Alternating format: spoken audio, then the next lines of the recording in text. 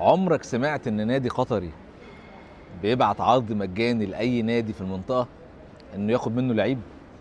فما بالك لو النادي ده الزمالك، عرض مجاني للاعب بيلعب في نادي الزمالك.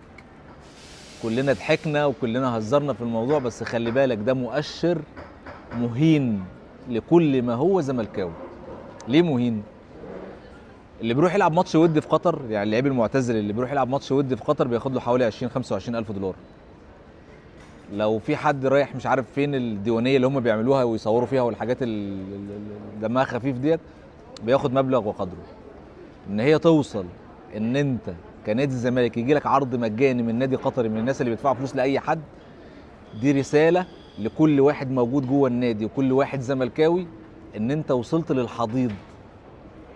لعيب بيلعب في نادي الزمالك يجي له عرض مجاني، لان هم عارفين ان انت مش قادر تتنفس، هم عارفين ان انت بتعاني، هم عارفين ان انت في اضعف حالاتك. رساله وناقوس خطر يعرفك ازاي الناس بتفكر فيك من حواليك. انت صغرت لدرجه مخيفه. عرض الاهلي القطري للزمالك بضم سيف جعفر عرضه مهين. عمري ما كنت اتخيل ان انا اعيش للوقت اللي الزمالك بقى فيه بالشكل ده. الله يسامحكم.